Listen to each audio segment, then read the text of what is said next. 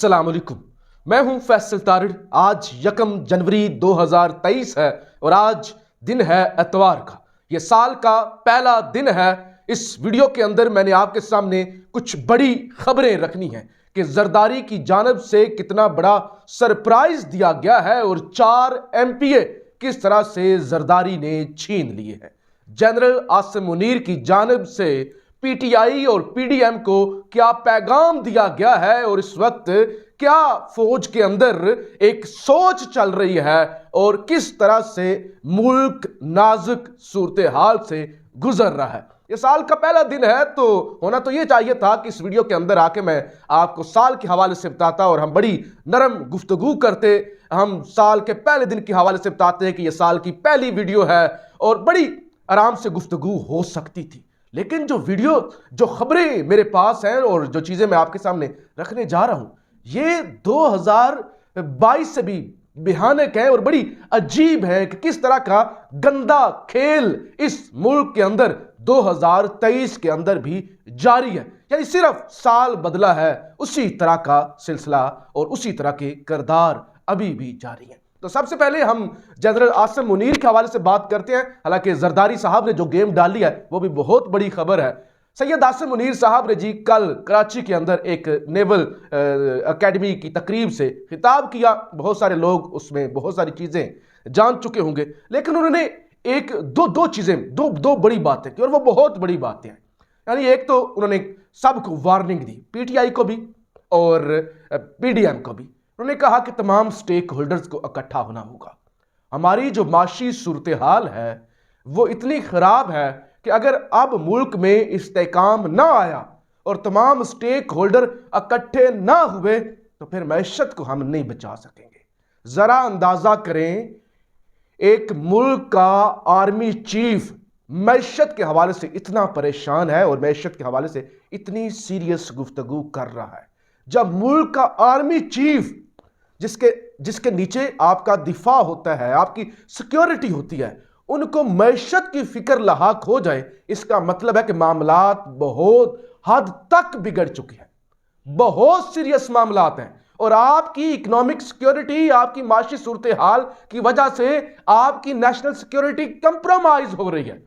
اسی وجہ سے آپ کے آرمی چیف کو معیشت پہ آ کے بات کرنی پڑ گئی۔ نیشنل سیکیورٹی کمیٹی کی میٹنگ ہو گئی معیشت پہ، یعنی اس کے اندر فوجی قیادت اور اسحاق ڈار صاحب دے رہے ہیں وضاحت، اور اسی پر شہباز شریف کے ساتھ آرمی چیف کی ملاقات بھی ہو گئی۔ یعنی یہ اتنا سینسٹیو ایشو ہے، اتنا اہم ایشو ہے کہ آرمی چیف اور فوجی قیادت پریشان ہے کہ ملک کا بیڑا کس طرح غرق ہو گیا ہے، معیشت کا کس طرح سے دیوالیہ نکل گیا۔ لیکن سوال یہ پیدا ہوتا ہے کہ پچھلے سال 2022 کے اپریل کے اندر ایک فوجی افسر نے ٹی وی پر آ کے پاکستان سمیت پوری دنیا کو ایک پیغام دیا تھا۔ انہوں نے کہا تھا کہ اب جو پاکستان کے اندر نئی حکومت آ گئی ہے نا، اس کے آنے سے معیشت پہ بڑی پازیٹیو تبدیلی آئی ہے پہلے ہی دن، اور ڈالر جو ہے وہ کمزور ہوا ہے، پاکستان کا روپیہ مضبوط ہوا ہے۔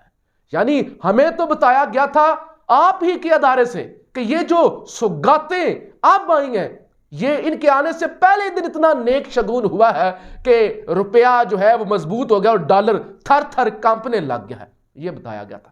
پھر آج جنرل عاصم منیر صاحب کی زبان سے بھی وہی جملہ نکلا جو پچھلے 70-75 سالوں سے تاریخی کتابوں میں اور پھر ٹی وی کی سکرینوں پر ہم سنتے دیکھتے ہوئے آئے ہیں کہ ملک نازک موڑ سے گزر رہا ہے۔ بالکل وہی جملہ عاصم منیر صاحب نے دہرایا کہ ملک آج نازک موڑ سے گزر رہا ہے، ہمیں معاشی طور پہ اور دہشت گردی کے لحاظ سے سیریس چیلنجز کا سامنا ہے۔ تو اگین ہمیں یہ سوچنے کی ضرورت ہے، نیا سال ہے نا، پہلا دن ہے، ہمیں یہ سوچنے کی ضرورت ہے کہ ملک کیوں نازک دور سے گزر رہا ہے۔ باقی دنیا تو نہیں گزر رہی، باقی دنیا کے اندر تو نوجوان یہ معاملات ڈسکس نہیں کر رہے ہوں گے۔ باقی دنیا کیوں نازک موڑ سے نہیں گزر رہی؟ ان کے کیوں نوجوان خلا پہ مشن کرنے کے لیے جا رہے ہیں؟ وہاں پہ کیوں ریسرچ چل رہی ہے کہ چاند پہ اتنی گاڑیاں بھیجی جائیں، چاند پر اتنی جو ہے وہ سیٹلائٹس بھیجی جائیں؟ وہاں پہ کیوں یہ ڈیبیٹ چل رہی ہے؟ یہاں تو روٹی کی ڈیبیٹ چل رہی ہے نا کہ پیٹرول نہیں مل رہا، گیس نہیں سردیوں کے اندر آ رہی۔ وہاں کیوں ڈیبیٹ چل رہی ہے کہ سیٹلائٹ سے لوگوں کو انٹرنیٹ دیا جائے؟ وہاں کیوں الگ طرح کی ڈیبیٹ چل رہی ہے؟ جہاں پاکستان کے اندر گاڑیاں، وہ لگژری گاڑیاں MNAs اور MPAs اور اشرافیہ کے پاس ہوتی ہیں، ایسی گاڑیاں ان کے نوکروں کے پاس، ایون عام لوگوں کے پاس وہ بڑی بڑی V8 گاڑیاں ہوتی ہیں، یہ جو ترقی یافتہ ملک ہے، تو وہ کیوں نہیں نازک دور سے گزر رہے؟ ان کے اندر کیوں یہ روٹی کا مسئلہ نہیں ہے؟ ان کے اندر کیوں یہ بجلی کا، یہ گیس کا مسئلہ نہیں ہے؟ حالانکہ ان ملکوں کے اندر نہ تو گیس پیدا ہوتی ہے نہ تیل پیدا ہوتا ہے، پھر بھی وہ کہیں اوپر ہے۔ وہاں پہ اس حوالے سے کبھی بات نہیں کی گئی کہ پورا ملک، پوری قوم ہی نازک صورتحال سے گزرے۔ تو پھر ہمارے عسکری قیادت کو سوچنا ہوگا کہ اگر ملک نازک صورتحال سے گزر رہا ہے تو قصور کس کا ہے؟ یعنی ہمیں یہ سوچنا تو ہوگا نا کہ جملہ بول دیتے ہیں، کس کا قصور ہے؟ پچھلے 75 سالوں میں کس نے کسی ایک وزیر اعظم کو، ایک سنگل وزیر اعظم کو بھی 5 سال پورے کرنے نہیں دیے؟ کسی ایک وزیر اعظم نے 5 سال پورے نہیں کیے، اور 35-40 سال فوجی قیادت خود آ گئی معیشت کو سنبھالنے کے لیے بھی، ملک کو سنبھالنے کے لیے بھی۔ اس کے باوجود پھر جب ملک 75 سالوں کے بعد پھر ایک امید جاگی، لوگوں کا ایک لیڈر پر اتفاق ہوا کہ چلو یار یہ بندہ کرپٹ نہیں ہے، جو بھی ہے مسائل ہیں لیکن کرپٹ نہیں ہے، اور اس کو اٹھا کے باہر پھینک دیا گیا۔ اور پھر انہی تمام 75 سالوں کا تجربہ، 75 سالوں کے چور، مختلف ادوار میں آزمائے ہوئے لوگ، ان کو لا کے مسلط کیا گیا، اور پھر کہا گیا یہ بہت اچھے ہیں، یہ بہت اچھے ہیں، یہ جب آئے ہیں معیشت اچھی ہوئی ہے۔ اور آج پھر یہ کہا جا رہا ہے کہ ملک نازک صورتحال سے گزر ہے۔ تو اس میں بھی فوجی قیادت کو سوچنا ہوگا کہ ذمہ دار آپ ہی ہیں اگر ملک نازک دور سے گزر رہا ہے، اور اب اس نازک دور سے نکلنا ہے تو پھر بھی ذمہ داری آپ پہ عائد ہوتی ہے کہ ملک کے اندر الیکشن کروائے جائیں اور لوگوں کو فیصلہ کرنے کی طاقت دی جائے کہ وہ اپنی حکومت جو ہے وہ منتخب کریں۔ اور لیکن ابھی بھی جب ملک نازک دور سے گزر رہا ہے، آرمی چیف نے خود تسلیم کر لیا، جناب اعزاز سید صاحب سینئر صحافی، وہ کہتے ہیں مجھے ایک طاقتور وزیر نے بتایا، وہ طاقتور وزیر رانا ثناء اللہ صاحب ہے، انہوں نے کہا میں نے عمران خان کی راول پنڈی کے ایک خسرے کے ساتھ، معذرت کے ساتھ، خواجہ سرا کے ساتھ، شیمیل کے ساتھ، وہ کہتے ہیں ایک ہم نے گے کے ساتھ عمران خان کی ویڈیو دیکھی ہے، کہتے ہیں عمران خان نے اسٹیبلشمنٹ کو بڑا گندا کیا ہے، اب اسٹیبلشمنٹ عمران خان کو گندا کرے گی۔ یعنی یہ اس اسلامی جمہوریہ پاکستان میں ہو رہا ہے کہ پہلے وہ ساری فحش آڈیوز، ویڈیوز 14-14 منٹوں کی، اور اب کہہ رہے ہیں کہ ایک خسرے کے ساتھ عمران خان کی ویڈیو موجود ہے اور وہ اسٹیبلشمنٹ جاری کر دے گی۔ اعزاز سید صاحب کہہ رہے ہیں اور کہتے ہیں کہ طاقتور وزیر نے خود دیکھی ہے وہ ویڈیو۔ یعنی جب ملک نازک صورتحال سے گزر رہا ہے تو یہ ڈرامے اس ملک کے اندر ہو رہے ہیں، یہ اس ملک کے اندر ڈسکس ہو رہا ہے، اور یہ گٹر جیسی مینٹیلٹی ہے اشرافیہ کی کہ وہ اس طرح کی بیہودہ اور عجیب گفتگو کرتے ہیں۔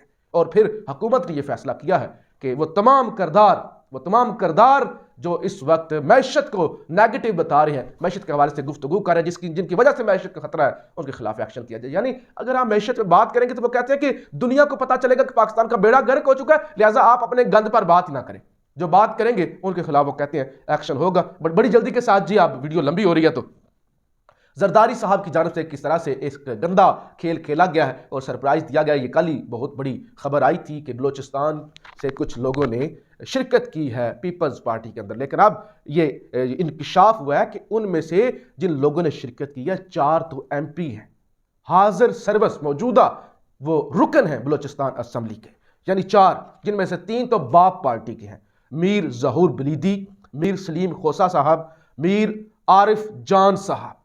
یہ جناب 3 باپ پارٹی کے MP ہیں موجودہ، اور میر نعمت اللہ زیری صاحب ہیں، یہ جناب PTI کے MP ہیں۔ یعنی ایک PTI کا، 3 باپ پارٹی کے، یہ 4 MP پیپلز پارٹی کے اندر شامل ہو گئے ہیں، اور ایک پہلے سے پیپلز پارٹی کا MP ہے بلوچستان اسمبلی کے اندر۔ تو اب ایک سے بڑھ کے 5 تعداد ہو گئی ہے بلوچستان اسمبلی کے اندر پیپلز پارٹی کی۔